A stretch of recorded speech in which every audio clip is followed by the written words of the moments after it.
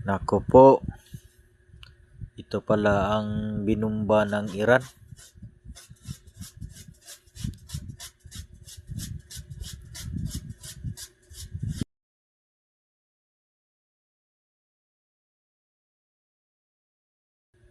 Yan o, ang laki ng apoy, ang itim pa ng usok.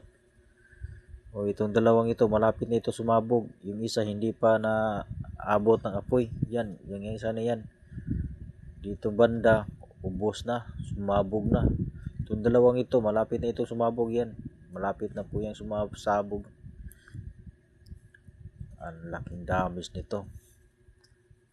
Hahay, lalo tayo maghirap nito. Mas lalong tumataas ang presyo ng mga petrolyo nito. Wala na, ubos. Sayang na sayang. Ang laki pa ng apoy grabe ang apoy Ang itim pa ng usok. Yan.